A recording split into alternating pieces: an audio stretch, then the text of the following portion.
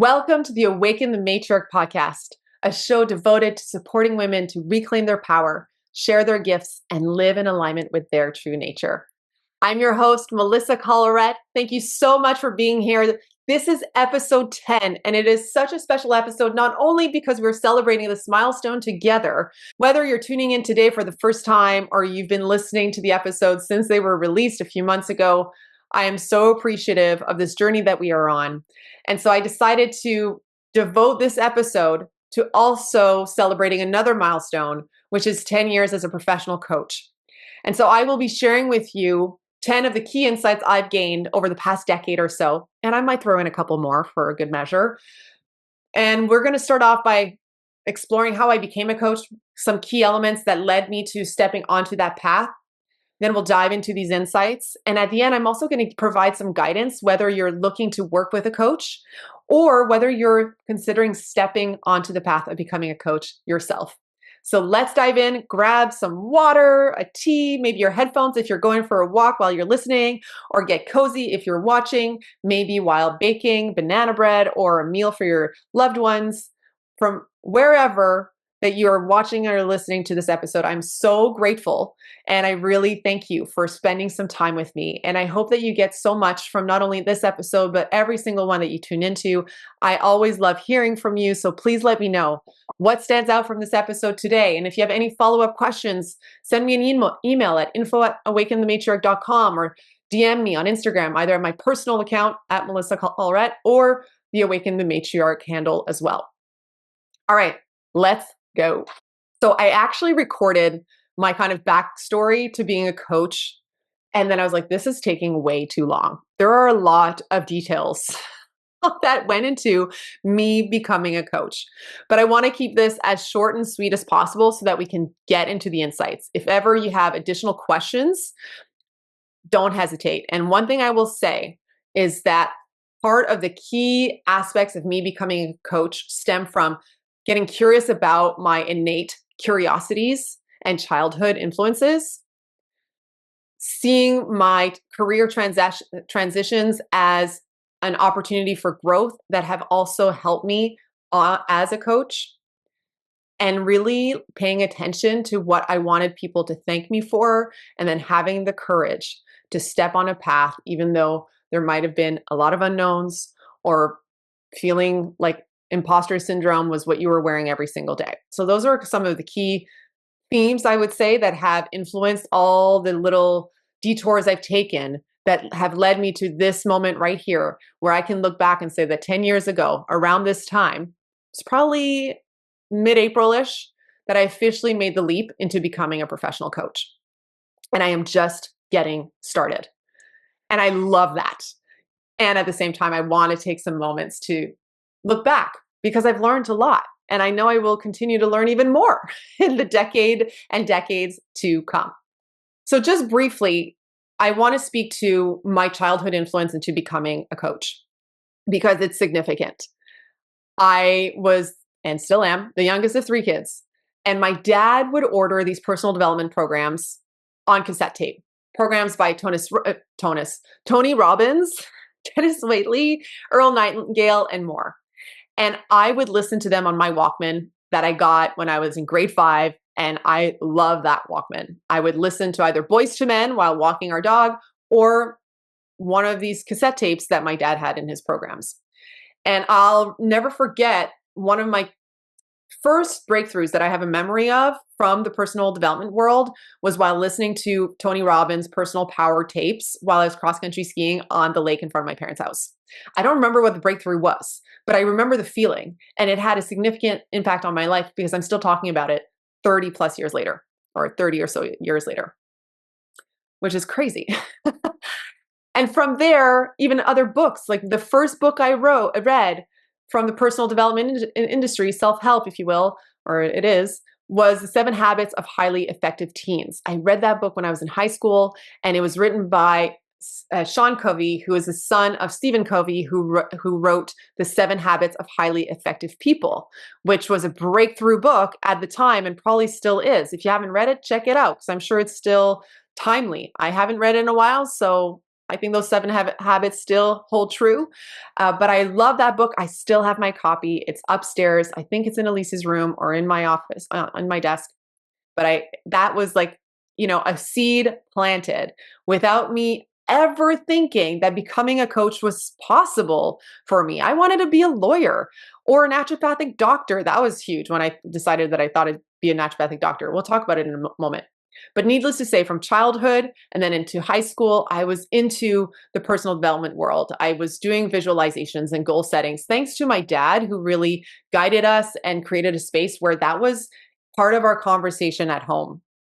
And then I went to college. I studied business. I thought I would do a undergraduate degree in international business before pursuing law school, which very quickly did I realize that that was not the right path for me. And so when I applied to do my undergraduate degree at McGill, which is the only university I applied to, I chose the Faculty of Arts and my major to be psychology. And then in my first couple years, I was so interested with what was happening in the mind. I also wanted to understand the mind-body connection on a deeper level. And so I got my science foundational courses, transferred to the Faculty of Science, and did a minor concentration in kinesiology or human movement, depending on the university that I was studying at, because I studied at McGill, the University of British Columbia, and the University of Queensland in Australia. And I started developing, an education, if you will, around the psyche, but also our body. And I wanted to learn more. I wanted to dive in more. And one of the key elements that influenced this curiosity was not only my upbringing, but also the fact that my mom, when I was in high school and then in college and even in university, fought cancer, many bouts of cancer. And no one ever talked about her emotional backgrounding or like trauma or offered any psychological support on this journey, which still to this day, like, is mind-boggling to me. And nutritionally, it would also felt so strange what was being recommended. I would read the ingredients. I was like, how is this good for you? This is not good. So I really started questioning certain tools that were mainstream. And don't get me wrong, I'm so grateful for the medical industry, the doctors, nurses, any person who works in the medical field are angels. And they can do a certain amount of their work, but it can be very much complementary to other modalities. And I was getting all the more curious to find out, well, what makes people tick? What makes people like feel good? And how might our emotions have an impact on our well-being, short-term and long-term, and our success? So in my undergraduate degree, there wasn't a lot of talk about positive psychology and what made people successful and come alive, and positive habits and lifestyle creation. We were focused more on abnormal psychology, what was wrong with people, depression, anxiety, and these are very real experiences that people have, but we weren't going deeper into like what other causes might there be that lead to these chemical imbalances in someone's brain or in their bodies. What if we talked about their lifestyle? Or epigenetics was not a conversation. Positive psychology, we were hearing whispers in the background from what was happening at Harvard. If you've heard of Shawn Achor's work, The Happiness Advantage, which is a great book. If you haven't read it, I highly recommend it. If not, check out Shawn Achor's TED Talk. It's over 10 years old, but he's hilarious. And the work that he did at Harvard, I think, has had a huge impact on my life and other people's lives. And I just didn't see how I could pursue that path at McGill or in psychology, because I was curious. I really wanted to see what made people's eyes light up. And one decision I made early on when I was thinking about my career and my life is that, one, I wanted to love my life. I wanted to make a positive difference in people's lives through the work I did and through the way I lived my life. And I also wanted to do work that people wanted to come to see me for. And that's because my dad is a dentist, and it dawned on me as I got older that most people don't like going to see the dentist. And it still boggles my mind today, because I really want to give a shout out to all dentists out there and anyone in a service industry or medical profession that is doing such important work, but most people are afraid to come see you. I try to put myself in my dad's shoes, who's raising 3 kids, providing for our family. He would leave the house before we were awake to drive to Montreal an hour plus away each way, do like very long hours and work in people's mouths, which is a very specific, difficult thing to do, and mouths of people that didn't want to be there. And he's done that for over 40 years. So I really admire the tenacity and the resilience. I don't think I would have done too hot. I like it when people are happy to show up to a session and say thank you. And I like to come with that energy. So I really started getting curious about what kind of profession can I do that will, one, make a positive difference in people's lives and be something that people want to come see me for. I like that as these key questions to help me take my next steps. So after university, graduate, don't pursue psychology. I did a couple things. I did almost a year of osteopathy school. And then I had also considered becoming a naturopathic doctor, but the only schools in Canada were on opposite coasts. And my sister was about to have her firstborn. I wanted to be close to family. So I chose osteopathy. I then did a lot of personal development world through Landmark Worldwide, which is really great if you're looking for an entry level like personal development program or experience. I think their courses are probably just as good as they were, over a decade ago, but through the curriculum for living, I decided to open a yoga studio. And within 9 months, we opened the doors to Viveka Yoga. And opening that yoga studio was huge because I for one was directly experiencing the power of coaching. I had a coach through Landmark, and they helped me step into possibility when all I was seeing is that I don't have enough experience. I've never opened a business. I don't have the money. I had all these excuses, but I had a vision that like a 10-year vision that said like, I will have a yoga studio and I will have this and I'll have a family and all these things. And they helped me see that what I desired in the future was indeed possible if I took action and made declarations and then had the courage to speak to the right people about it. And it was incredible that the studio unfolded in such a natural way. Will this happen at any time that you set a goal? Not necessarily. Or when you work a coach, it's possible that you set a goal and then there's all these obstacles that's come in the way because that's what you're meant to experience at the time. I've also had those moments where I'm going for something and it wasn't working, even though I was applying the strategies and doing the work. And that's not necessarily a failure. That might be your growth and transformation needed at that time. Not always a easy lesson to learn or a distinction to make, but just because you think something's not working doesn't mean it's not working. And you might only see it clearly when you look back and see how all of those lessons you learned allowed you to then become the person you are. I really feel that, particularly with my motherhood journey. I really wanted to be a mom for so long. And because that journey felt so difficult, I was able to catalyze that knowledge and experience and transfer that into the Aspiring Mama book and then the course and support women on their journey to and through motherhood. And there are now babies like out in the world, families created because of that work. I wish I could tell my 20 or so year old self crying in her bathtub in her, fourth floor, 3.5 bedroom apartment, sipping wine, feeling really sorry for herself, and let her know that, hey, what you're feeling right now is going to be someone's medicine a decade or so from now. This is just a little side note. So open the yoga studio, something I'm deeply proud of and grateful for having experienced. I thought that was going to be my end all be all. I was like, great, I'm a yoga teacher now. I own a yoga studio. We're going to open more studios. Our business partnership wasn't right. It wasn't right for a longer term partnership. It was right for what it was. We created something really beautiful and I've learned so much from it. And I love my Marlène. She's still someone I cherish and will forever admire for her creativity and her beautiful energy that she puts out into the world and that incredible chapter we shared in our life. And because of the yoga studio and because I was continuing to do coaching work with Landmark, I started coaching clients just because I loved it.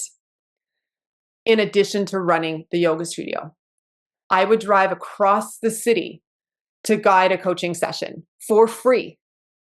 And when I worked at Lululemon over the course of 8 years, which we're not going to go into that, but I also really immersed myself in their personal development, like leg of their company, and started developing my coaching skills through the tools they were providing and the opportunity they were giving me to coach staff, which I'm so grateful for as well. There were so many elements coming together.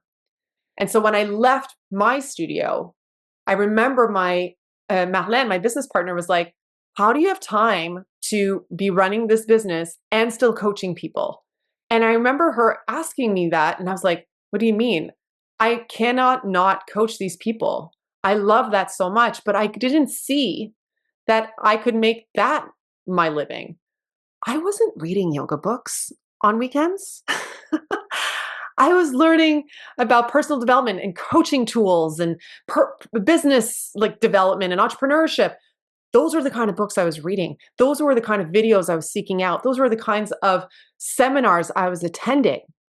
And it took me some time actually after I left the studio to realize that, maybe what I can do is something that is more natural to my way of being. Maybe it's something that feels more innate. And I really want to thank Danielle Laporte for her Fire Starter Sessions book, because one of the questions in that book, I mentioned this on a previous episode, I think the intro episode to the podcast. So forgive me if I'm repeating myself, but repetition is the mother of skill, as my dad would say, probably from one of those tapes that he listened to all those years ago. But she had me reflect on, like, what do I want people to thank me for?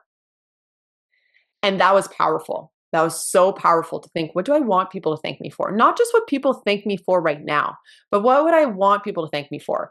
This is huge, particularly if you're at a career transition right now or at any time in your life, because sometimes we get into something and you're really good at it. If you read Gay Hendricks' The Big Leap, this is about being in your zone of excellence where you might be, successful in a certain industry and you're making good money and you got all the skills and talents and people thank you for that. But when you think about what you would love to be thanked for, it might be something completely different that is more in alignment with your zone of genius. You'd have to read Gay Hendricks' books, The Big Leap, to find out more about it, and I highly recommend it. So I was discovering my zone of genius in a way that I never thought was possible. And at the time, my experience of the coaching industry was very much a masculine or male dominated industry, more like men in suits with white hair that were coaching business executives. That's kind of what I saw. And then the first book I read by a woman who was kind of a coach, but she was part of this network marketing company that I was a part of, is Kate Northrup. And she wrote the book Money, a Love Story, and more recently published Do Less, which is also great. Go check it out. And I remember being like, how cool. Like, there's a woman who's doing like coaching work. And I had seen her speak at the conference I had attended for USANA Health Sciences. And she was super inspiring to me because I didn't have a lot of examples of women who weren't that much older than I was. So that was a really great opportunity to model or to have a model. And then I started seeking out more female models like Marie Forleo, who had been a coach for Tony Robbins, who started B School. And I enrolled in B School, and B School helped me set up my coaching business.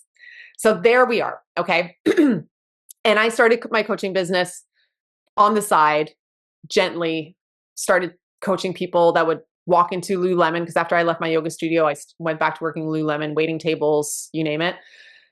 And coaching conversations would come up naturally. I was either doing them for free, or initially I was charging like $45 a session, which I'm like, no wonder it was such a struggle.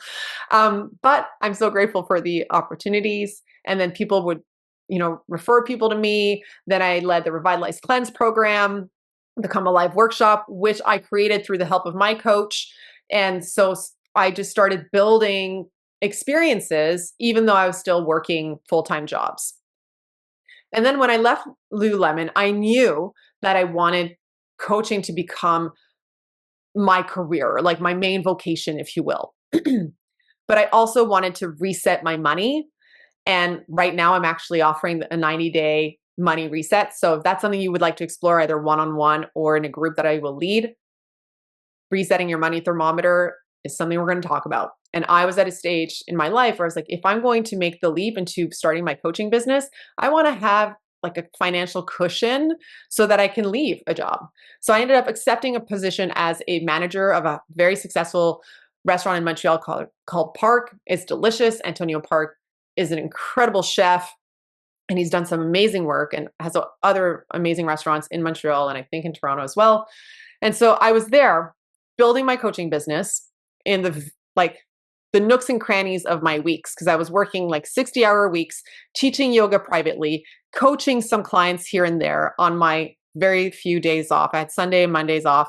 Mondays were the days that I was building my business. And then when things started like the shit hit the fan at the restaurant and I was just like, I can't do this anymore. I decided to resign. And when I resigned, it was not something I had planned. I thought I would stay there for longer, but it just wasn't working for me. It wasn't sustainable for my health or well-being.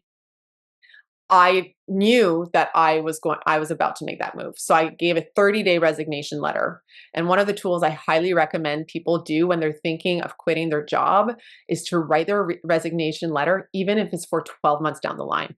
Write the resignation letter that you want to live into and see what it sparks in you. It's amazing what my clients have experienced in doing that. You can also write your ideal job description, which some of my clients in doing that have received the offers and call me and they're like, oh my gosh, Mel, I just got offered this position and they're giving me carte blanche. Like, what do I want? I'll be able to travel between Vancouver and Montreal a few times a year. And so you can write the resignation letter, ideal job description. It will plant seeds, get you into action, and you might be completely amazed by what happens.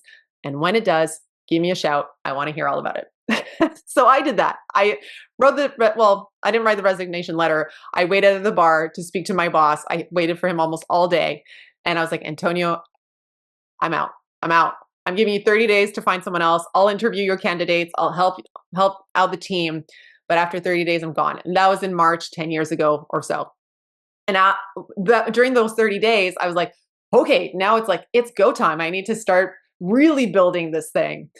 And in my first month after leaving Park, I launched my new branding and website and had a very successful blog post published on the Lululemon website that really brought in a ton of new clients that helped me for the first 6 or so months of my business. And that was, such a gift from the universe. And that's kind of how things got going. And since then, I've coached hundreds, if not thousands of people, one-on-one, or in group settings, either live or online from all corners of the world. And either it was through the Revitalize Cleanse program that I've led for many years, the Come Alive workshop, which was my first official coaching program where I help people get clear on what they wanted and bridge the gap between where they were starting from to where they wanted to go. And also anchor in why this was so important to it and then start for them and then shift into a state of being that also allowed them to enjoy the process, to shift from that hustle, set a goal and crush it mentality, which I kind of had for a long time and realized that wasn't good for my mental or physical or emotional well-being. And so enjoying the process and doing things in a way that was more nourishing was something that was part of the Come Alive workshop, something that had come through after having cancer at 25, where I really started seeing that my mortality is it's a real thing when you face it, and that I decided to become a coach at 25 because I had experienced something that made me realize how precious our time on earth is. And I couldn't let that hold me back. I still had still had fears and doubts. I still do. Okay. But that defining moment in my life, that divine intervention, if you will, forced me to slow down, forced me to take care of my body and to change the way I operated in the world. And it also was a catalyst for me to start the path of becoming a coach and also bring this holistic approach to the work that I do. But also, I think more importantly, really emulate the importance of living a life that you love and being a source of love and light in your own life. Because you might be doing what you love, but if you aren't loving yourself or sparking joy and finding joy in the little moments in the everyday, then you're going to fall out of love really quick. You got to take responsibility for that. And so I think that's a big thing that I bring into the work that I do and how I show up in the world. Revitalize, Cleanse, the Come Alive workshop, those were some of my signature programs. And then the You Collective coach training was a huge um, program that I'm so proud of. I had a client, one of my first clients, who had called me and she was like, when are you going to do a coach certification training? And it was something I had wanted to create because at the time, it wasn't as big of a market as it is today. I felt that there were some good certifications, but I felt there was a lack around like how to turn that knowledge into an actual business. Because it's one thing to learn to become a coach. It's a completely other thing to make it your business and then to be the one that markets the efforts, that creates the content, that builds your audience, and that actually puts what you learn into action. You might want just to do a coaching certification so that you can be a better leader in your current position for a company you work for. But if you want to start your own business as a coach or be, your own self-employed coach, then you're going to need a solid foundation on some of the basics or in business, specifically your marketing strategy, your offers, and who you're serving and pricing. And that I felt was missing. So I knew that that was a long-term goal. And when my client called me, boom, it poured out of me. I led the You Collective coach program, but I also knew that I wanted to keep total freedom and not necessarily create a certification that needed to be accredited by the ICF, which is the International Coaching Federation. And so I decided to let that go and move on to other offerings, either just one-on-one for a period of time. And more recently, the Matriarch program has been at the core of the work that I do, hence the Awaken the Matriarch podcast. And this program and this work is devoted to helping women reclaim their power and create lives that are in alignment with their true nature and with their soul, and also gets them into aligned action in their life so that they are working with their desires, but also showing up in their most authentic way. So it's been a journey and I have loved most of it. There's been times where I really questioned, whether I was good enough, whether I wanted to continue as a coach. But right now I realize I'm in it. And that's a decision I made pretty early on when I started. That I was like, if I start at 25, think about how much better I'm going to be 10, 20, 30 years from now. And I do believe that that's going to continue to be the case and something I really aspire to continue serving when I'm old and gray, when I'm 90, when I am fully a matriarch, So that's because I started. Now let's get into the insights because we're going to talk a little bit about what I just shared there. First and foremost, becoming a coach will transform you in ways you could have never imagined. Coaching isn't just what I do, it's a way of life, it's who I've become. We'll talk a little bit about setting boundaries around that and taking responsibility for the tools, but I really felt called to stepping on this path. I was less attached to the term life coach or any kind of coach that I've called myself over the years, as much as I've been committed to living a life that I love, that feels in integrity with who I am and am becoming, and supporting people to do the same. So whether you are thinking of becoming a coach or hiring a coach, transformation is woven into every aspect of that journey. And as a coach, I have to thank my clients for changing my life in ways that go beyond what I feel I've been able to support them with. And that is an incredible gift. And I can't express enough the gratitude and the privilege that I feel for being in a conversation with someone, or knowing that what one post I might have shared a year, 5, maybe even 10 years ago has had an impact on someone's life to this day. That is incredible. So it has completely changed me and it has called me forward. My hardest coaching clients have been my greatest teachers because they had me do some deeper inner work. But then also, in order for me to show up powerfully as a coach, I've had to invest heavily into my own personal and professional development to hold the space at the kind of level that I wanted to and continue to want to, and show up in my life and overcome the other beautiful gifts the universe shared with me that often felt like shit in the moment, but ended up being gold. Okay. So I would say that would be my number one insight. It's becoming a coach Like it's a transformative experience, like through and through. And these aren't in a particular order. They just kind of came through while I was on my stand-up paddleboard this morning. And the one that came through is how pricing is a transformation tool for your clients. Because this is something that comes up a lot. Whether I'm coaching someone who wants to become a coach or has their own business, pricing is always something to talk about. Or whether someone thinking about hiring me. And just recently, with one of my clients, when she was thinking about hiring me, she was like, why do you charge this much? And I just straight out was honest with her. I was like, one, I really look at the value, the long-term value that the work we do together will have in your life. And I have a certain standard for the kind of life that I live and the experience that I've gained over the past decade plus. Because when I'm in a coaching conversation with someone, sure, I have some tools that are some kind of classic coaching tools that I work with, but I bring all of me to the conversation. So a conversation I might have had with one of my coaches, or a training that I did 5 years ago, or my experience having opened and left a business that I built from scratch, or become a mom or a single mom, or going through cancer, healing Crohn's, all of my life experience, either from a more structured professional development standpoint or from the school of life, are on the table. I will bring everything I got.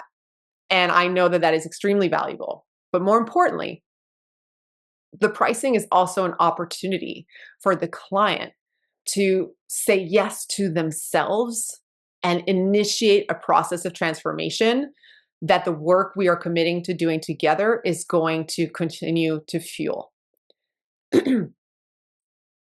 Investing in coaching can be a scary thing. Whether you're showing up to a free training or a $10,000 coaching package or more, it's not always the numerical value, but also what it represents. Sometimes it is numerical value, but the investment of time, energy, money, that is a gift and an invitation of calling both you as a coach and client forward. And that's definitely one of the key insights I've learned, because I undercharged for a very long time.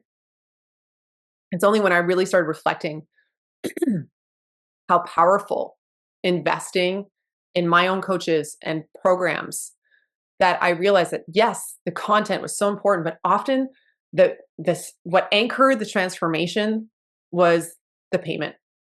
That was what I was being a stand for. And it was like an activation. So I want you to think about that if you're looking at investing. One, take responsibility, of course, for your financial situation. And when you're investing, like, think beyond the time you're going to spend with a coach. Like, what else is this going to create in your life? I really like to look at it as like a 10x investment. It's like, if I'm investing in this, what does 10x mean 6 months down the road, 12 months down the road, maybe 3 years down the road? And that is something that to this day I cherish, because I will have clients that I worked with once, or that I coached at, like, without knowing I coached them because they were at a live event. And something I said or an exercise we did still positively impacts them today. And I have experiences like that of my own as the coachee.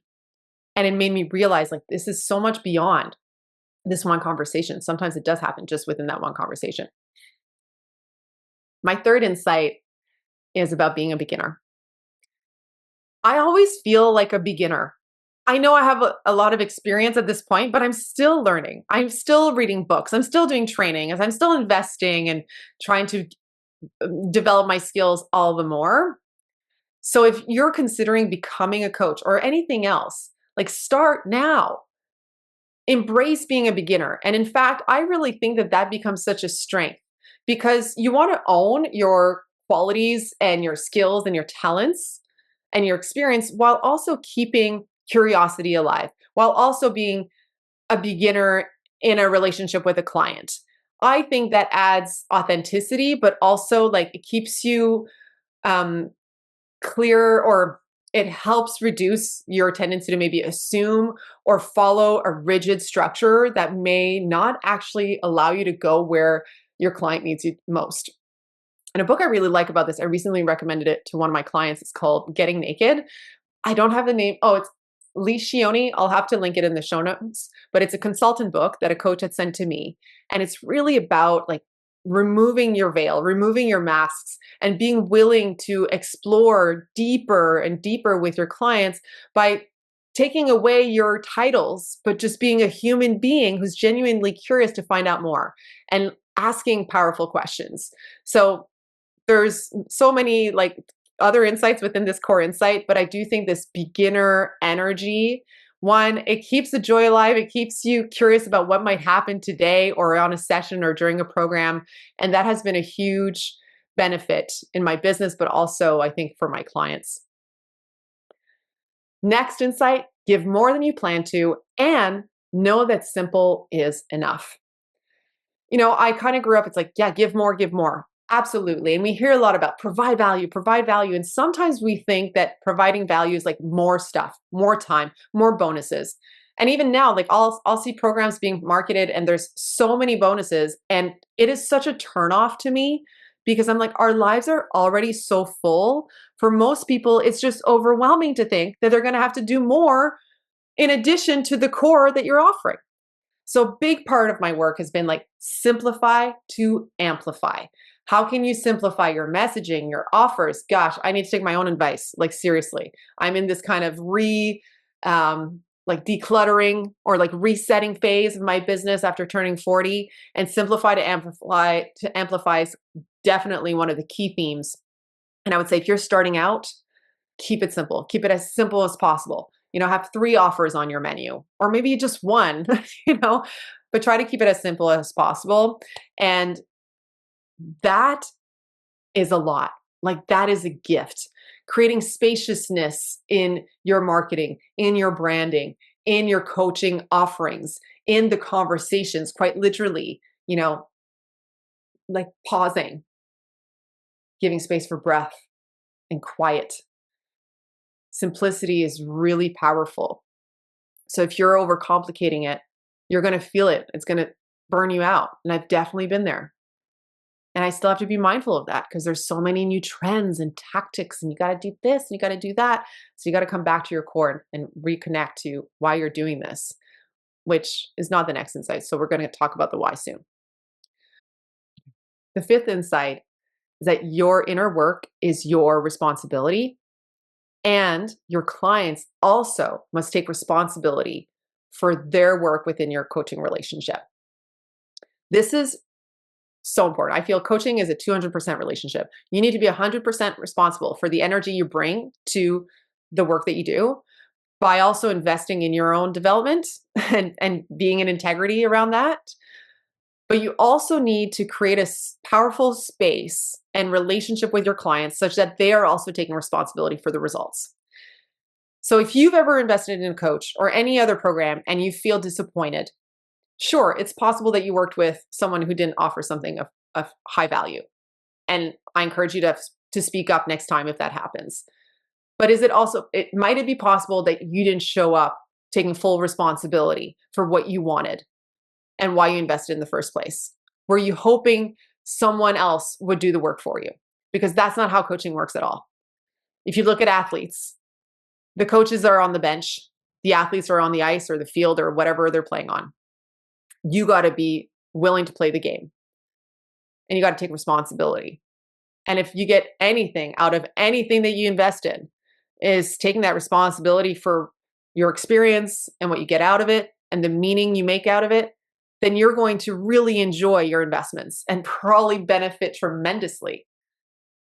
And listen, I've been in situations where I've been disappointed by my results. I remember I was in a coaching container that was all about like your like leveling up your coaching business. And I had like flopped completely on a launch. And my coach was like, well, did you do this? Did you do this? Did you do this? And I was like, nope, nope, nope. It's like, okay, well, you didn't do the work. So like, stop giving yourself pity party. Just do the work next time. And, it was more layered than that. But like the essence was there is like, right, I didn't do the work. I wanted someone to save me. I wanted someone to rescue me. And as a coach, that is not my job. And I've had to be really careful with that because I'm very empathetic. And I want to hug all of my clients. And if I was a billionaire, I'd give millions of dollars to all of my clients to fund their goals. Okay. However, I've had to take on responsibility of setting certain boundaries and just hold really powerful space for my client to tap into their power and not take it from them. Every time I've tried to fix a client or like chime in and almost do it for them, I've rid them of the opportunity for them to discover how powerful they really are. And this, I'm really grateful for coaches to have held that space for me. And if you're on the path to becoming a coach, it is like let yourself be amazed by what your clients create. Just the other day, I was on a call with a new client, and I was about to share some insight, but I was like, before I tell you what I think might be next for you, I asked her to connect to her inner mother and say, if you had to inquire, like, how can you mother yourself? What would she say? And boom, boom, boom. She said exactly what I had just noted that I would share with her. I was like, you already know this. I just was here to guide you to discovering it and now support you to take action on it. And let's celebrate that. Next, you gotta make it fun. If it's not fun, why are you doing it? It doesn't mean it's gonna be fun all the time. But I think bring the fun, bring playfulness and humor in your business, but also in the work is so important. I feel that can sometimes be lacking because coaching can be perceived as like this either like very serious or like too like airy fairy. There's such a range. I believe that play is power and that you will create magic within your life as a coach, but also as someone experiencing coaching. If you also bring some fun to being a client, it's going to be way more fun. Your coach is going to have way more fun supporting you. So show up with playfulness, with openness. And when I'm having fun in my life and filling my cups in those other ways, my business definitely reflects that. And if you've been with me for a long time, or if you've listened to some of the other episodes, I've had some moments where life wasn't fun and it was really hard and I was struggling, maybe like kind of depressed, anxious. My business usually wasn't doing the best it could at that time. So I would do the best I could, but I will say that my bottom line typically reflects like how good I'm feeling about myself and how good things are going in my life because my energy is just more open when I'm full.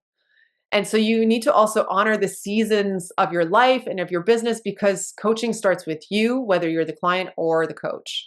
Like it starts with you. And if you're in a period where you're like, dark night of the soul, it's really rough, keep going.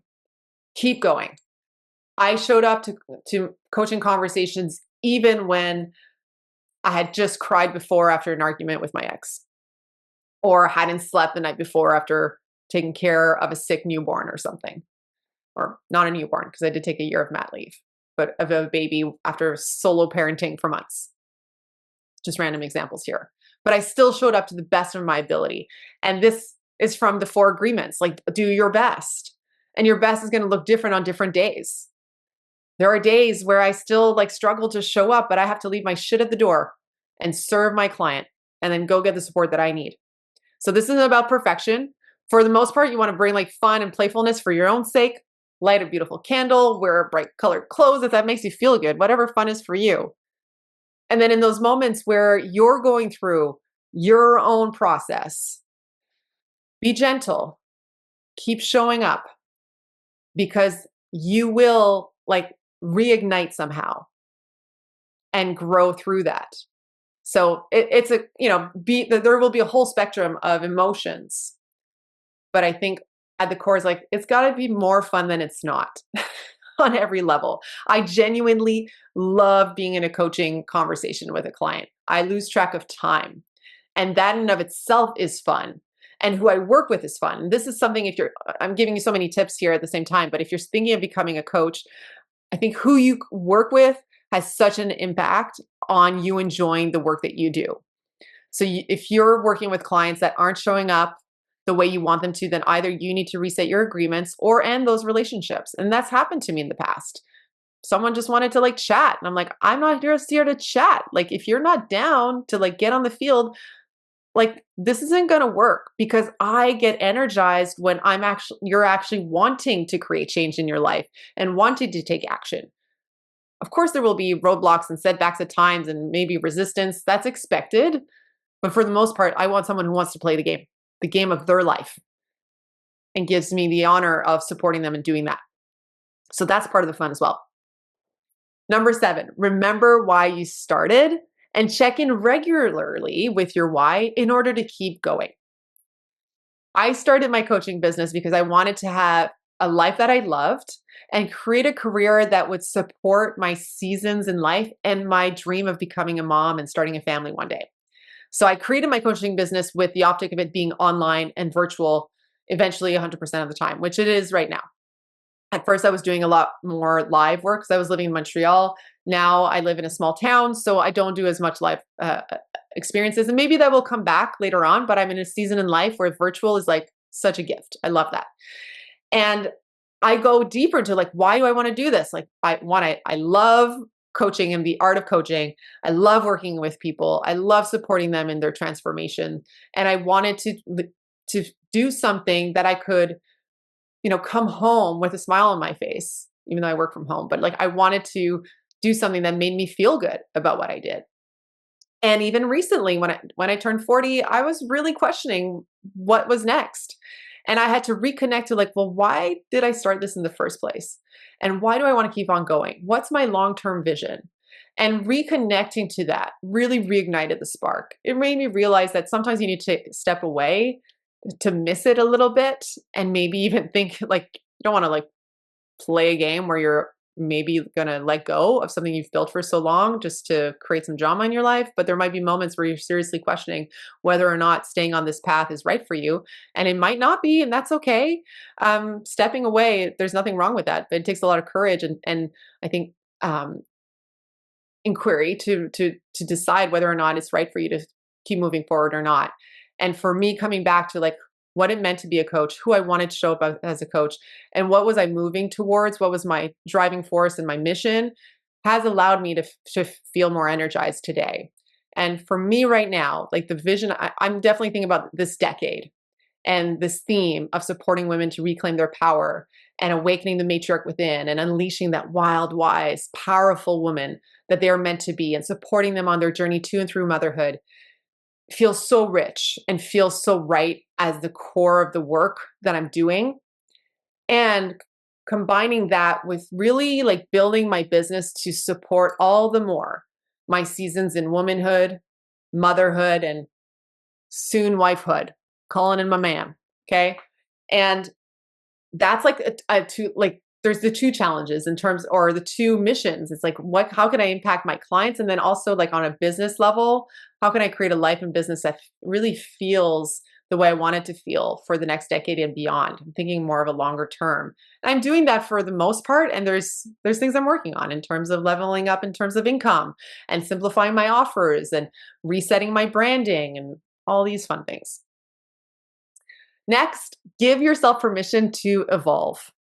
I literally made that a conscious decision very early on, that I would give myself permission to change the offers if I wanted to, change my pricing, change the way I showed up, just because I knew that I was going to change so much as a human being. So you have to give yourself permission to evolve. And that might also mean give yourself permission to change the niche that you're in, or, the kind of coaching that you're offering, or the structure. You might want to offer long-term coaching packages for a period of time and really focus in on one-on-one offers. And then after that season, you might realize I really want intimate group settings on a completely different topic that you are equipped to coach around. Let's be real. But I think it's important to give yourself that permission. There will be some people that will get into this industry and like find their niche, find the problem that they solve, and do that for 10, 20 plus years. And that's awesome. But if that's not who you are or the way you show up, you also need to embrace that, because you being your most authentic self is going to allow your clients to also do that and receive that through the results you help them achieve. So give yourself permission to make tweaks as you go.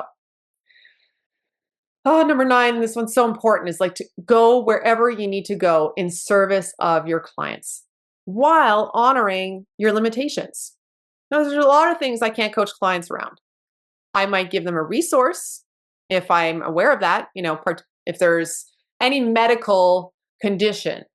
I'm not a doctor. I'm not equipped to give anyone medical advice. I might share my experiences, but I also always make sure that I reflect back to other professionals who have more specific advice for a particular situation that might be coming up. But if I see something coming up that I feel my client needs to address, I will definitely encourage them. Might be they've been complaining about headaches all the time. Like, okay, great. Have you, let's look at it. Like, we can look at your diet and your sleep and your lifestyle and other things that may be influencing it. And have you also mentioned it to your doctor? Because you might need a scan or something like that. Or money is a conversation that comes up all the time. And I might also encourage them to speak to their financial advisor or their accountant for more specifics that I can't directly address through the work that we do. Another aspect of that is that, again, a client might show up with a desire to start a business or make more money. But what we really need to look at is that secret drug addiction that no one in their life, including their spouse and children, knows about, that is preventing them from showing up as the leader they want in their business. You have to be willing to call that out. You're like, sure, you want to increase your bottom line, but if I ignore this, I'm not being of service to you, and this is not going to work. You might get some temporary results, but if we're looking for lasting change, you also need to be open as a coach to revisit the focal point. That is at least my approach. Because if someone comes to me and sure, they want to accomplish some more tangible goals, if you will, that are like, okay, I want to quit my job next 6 months, or I want to start this business in the next 12 months. Great. I can break that down, give you strategies to do that. However, if you're staying in a toxic relationship or hiding the fact that you just invested in coaching from your husband, we need to address why. Because these sneaky behaviors or these toxic patterns are going to show up in every other area of your life. So that is where your professional tools and really being attuned to what is being said and also what is not being said and the energy around your relationship is so important. And I think that is a skill that I've developed over the years to listen to that inner spark. There's usually a gut knowing of I might need to dig deeper into that little comment they just made. What is it about that? What happened then? Please tell me more. And we often uncover something that they might not have thought they would ever share with me or that we would ever explore in our work together. But that was necessary for us to dig into in order for them to take the next step in their life and live a life that they love.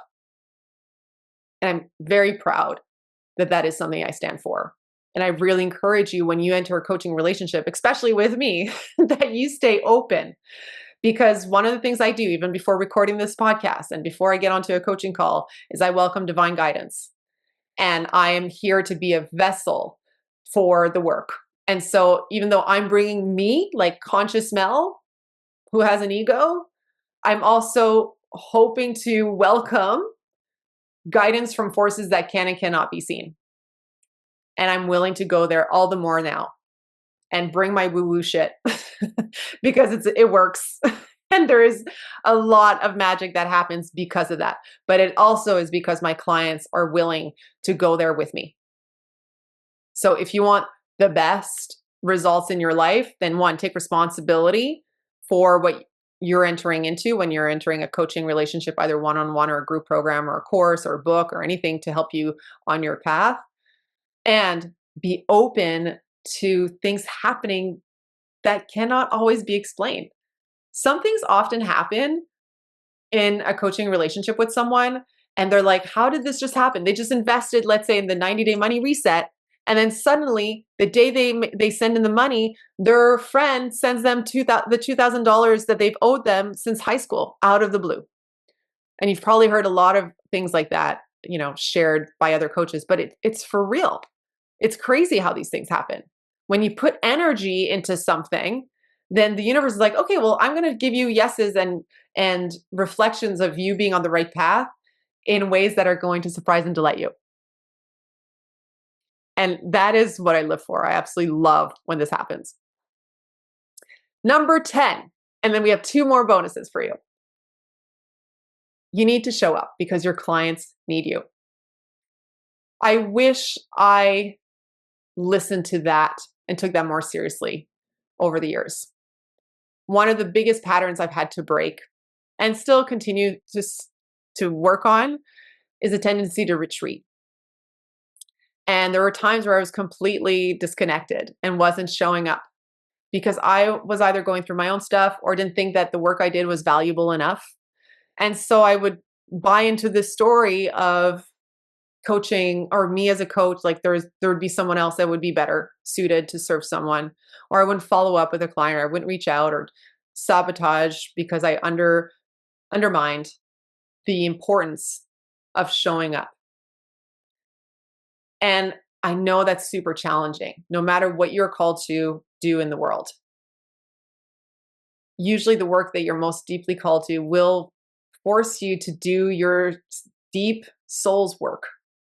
And that's definitely been mine, to show up consistently and also review what consistency means. Side note, that's a key insight because I've had to transform my relationship with consistency from a patriarchal 9-to-5 model to a more cyclical, feminine, nature-rooted, cyclical, nature-based model where consistency isn't always about a 24-hour repeat Monday to Friday kind of vibe, but consistency over your lifetime. So I just want to share it. Like, you can show up, but it's okay to also take breaks. But there's been times where I know that I was hiding.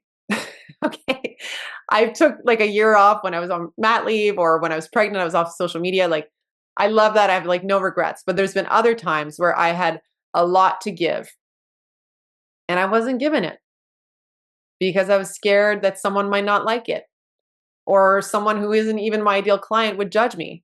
I still don't love it when I get a comment that, judges the work I do. But most of the time I get those comments from people who aren't my clients. And I have found that when I allow myself to have fun, but also say what needs to be said, show up and in service to the clients that I feel called to serve, magic happens. So if you've been hiding in your life or in your career, may this be your permission slip to turn the light back on and take your place on your stage, because the people who need you need you. And if you're thinking of becoming a coach, you might be like, there's so many coaches. Yes, and there aren't enough. And no one can replace you. There are coaches that are way beyond my line of expertise, and some that have huge followings, incredible branding, massive teams. And people will still hire me. One, because I bring something unique to the table, and the synchronicity or the connection I develop with my clients is so important. The same way that I've invested in searching coaches, because it's like that teacher came onto my path, or that coach was on my path for a reason. And it wasn't because they had 1 million followers on social media. Our teachers come at the right time. So trust that you have the medicine for your clients. And in order for them to find you, like, you need to stop playing hide and seek, or like play hide and seek, but as if, make it easy for them to find you. Don't hide in your neighbor's house. So show up for your people and trust that what you have to offer is perfect, and keep on developing, keep on learning, keep on growing. All right, these other bonuses. Don't coach without permission, even within a coaching agreement. Oh, wish I had done a better job at this. And I still have to catch myself, because there's so many great tools that I could share with someone. I'm doing it right now because if you're listening to this, I'm assuming you want this. And if you don't, then you wouldn't be listening. But if we're in a conversation, having a coffee, and I'm with one of my girlfriends, I have a coaching toolbox, but she might just need her girlfriend. She might not need Mel coach. And so this is something that I think is so important, especially if you're stepping onto the path of becoming a coach. You're going to get so excited with all the things you're learning and all the tools, and you're going to want to just tell everybody all about it. But they might not want to hear it. You need to ask for permission. And one friendship in particular has been a great teacher for this, because we had many conversations. Particularly, she was a friend of mine when I was starting out as a coach, and I'd just be like, "Want to do this? Like, come on!" Like, and sometimes she just needed me to be a friend.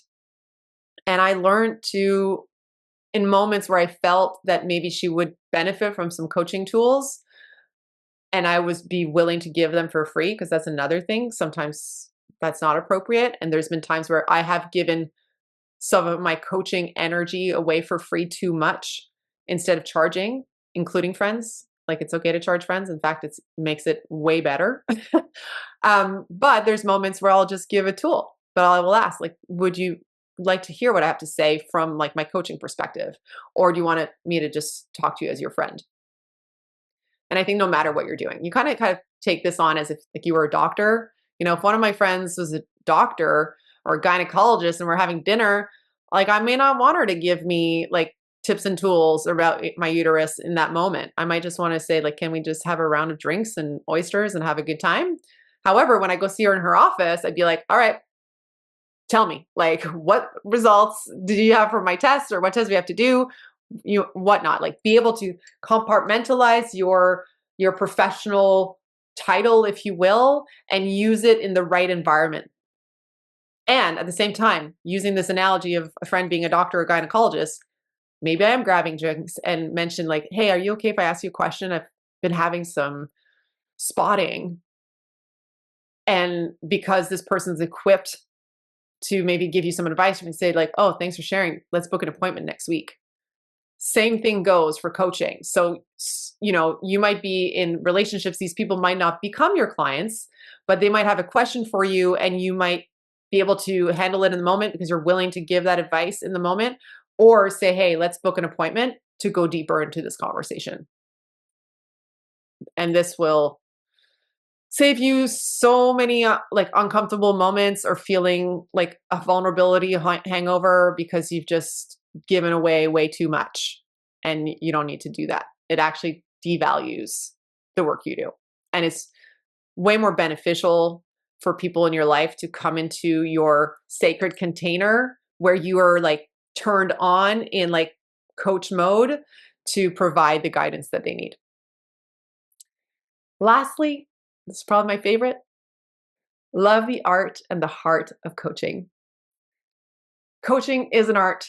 I really believe that. There are so many tools and strategies, and there could be endless, but I feel it's an art because there is so much that goes into building a relationship with someone, creating an energy within yourself that opens up the space within themselves to share things with you that they may not have shared with anybody else before, and catalyzes them into action. There is so much magic at play. And that is something that I'm in constant awe of, whether it's how people come into my world or what they create through the work that we do together. And then the hard part is that really connecting to your heart and your womb, because your first heartbeat happens in your mother's womb. And our womb has so much wisdom. Staying connected to your heart. You yourself as a coach, or you as a client, dropping down from your head into your heart and your womb's wisdom. It is incredible what comes through. These are two elements that I absolutely love exploring and being a student of and being a guide of in this work. So those are my key insights from the past decade. And there are more, but these are the ones that came through for me to share with you today. I would love to know which one hit home for you most. And you can let me know either via email at info@awakenthematriarch.com, or via DM at Awaken the Matriarch, or personally at Melissa Collerette. Now I want to end with a couple tips. So if you're looking so I want to end with a few tips, whether you are looking to hire a coach or wanting to become a coach. I've weaved a lot of these tips throughout the conversation today, but I just want to bullet these out for you. So if you're looking to hire a coach, really like look for someone that you feel a vibe with, that you feel resonant with, and who has achieved something that you want in your life or has the expertise to guide you on that path. Take the time to explore what the right fit is for you. And what I will also say is that you might work with a coach for one thing for a period of time and then need to move on to a different coach for a different thing and maybe circle back. I've done this. There's coaches I worked with 5 years ago that I'm reworking with, or clients the same way. So it's okay to change and then to also be all in. And I would remind you that that investment you make, like really make it from a grounded, powerful place. It will probably stretch you, it will probably scare you, and also excite you because you are stepping into a new version of yourself or taking that next leap on your path. And that usually challenges the ego and the parts of you that are afraid. But make your decisions from the most loving place you can. And from my experience, I have never regretted an experience where I invested in coaching. Not one. Even ones where I didn't get the result that I had paid for.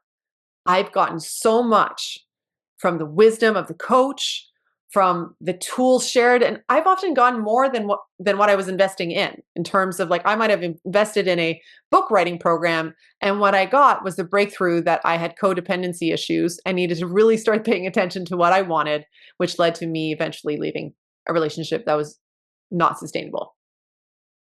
I have many more examples like that. And I would say look for presence over polish. Marketing, branding, amazing, great. How is this a human being in front of you? You know, I know I look for that when I'm looking for someone. I'm like, great, you might have a well-oiled machine, but are you a human being? Or are you just trying to force feed your program down my throat without taking into consideration the unique intricacies of my life? I much rather work with a coach who might show up with some messy hair, but will go wherever we need to go and be such a stand for my greatness. And I'm so grateful for those coaches. Now, if you are looking, oh, one more thing, take responsibility. Hire a coach that will like challenge you and support you and cheer you on, and take responsibility. Be in action. If you're not willing to take action, you may want to reconsider. But if you're avoiding action, hire a coach. Yesterday, now, today. Get the momentum back. And you will get that by having someone who helps you sees your blind spots and that holds you accountable and mirrors back to you what it is that you really want, or helps you discover what that is. Now, if you want to become a coach, that's amazing. I'm celebrating you hard. Start where you are. Start exploring it. Start really asking yourself, like, why do you want to become a coach? Do you want to become a coach because it seems trendy and there's all these coaches telling you can build a 6 or 7 figure business in 3 months? Okay, that's possible if you've probably come from that background. But really ask, like, why? Are you genuinely curious about the field and the structure of it all? Are you just saying a hell yes to the shiny object, or a hell yes to also the growth that it's going to require from you? I'd also say, yes, get a training and look at all that you're bringing to the table. I see a lot of people who have so much like value to already give that they could go get a training to help them like structure their sessions and like learn more how to lead a coaching conversation. Absolutely. But I also see people that are so qualified and that keep going from training to training without actually coaching someone.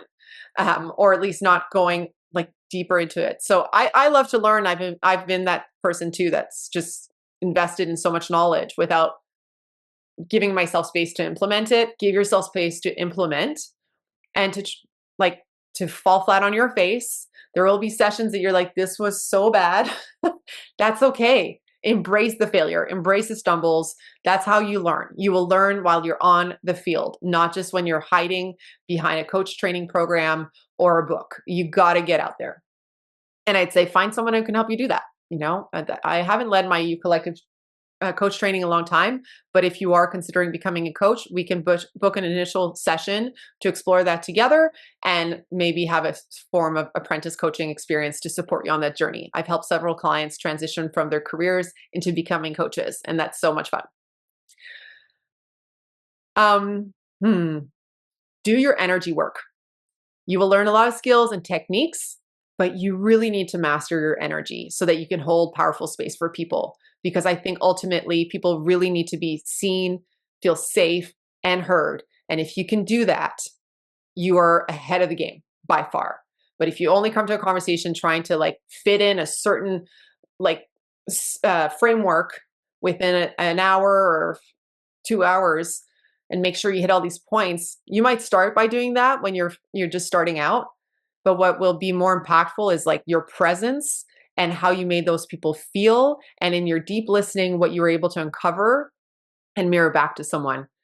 And you really need to work on your energy to do that, I believe. Be your own client first. Like you need to love what you're selling as well. You'd be like, would I buy this? Like, would I invest? Like you might have a niche that's very different than, you might be a woman who specializes in male athletes retiring. And you might be like, well, that's not who I am, but that's the niche I love to work with. So, when I say be your first client first, or your client first, that might not literally be possible, but you also want to keep, in the experience that your clients are in and walk your talk. I think integrity is really important. You don't have to be perfect. In fact, that's my next point. Don't try to be perfect. Be real. I think there's a lot of pressure I think coaches put on, or anyone in a field where, I remember like being a life coach. I'm like, I haven't lived that much. Like I started 25. I had lived quite a bit. Like I worked with what I got, but I look back and I'm like, oh my gosh, I can't believe I had these beliefs or thought this at the time. And that's going to still happen. I know I'll look back 10 years from now and be like, oh, when I was 40 and I was such a young girl, I've changed, so be yourself, you're human.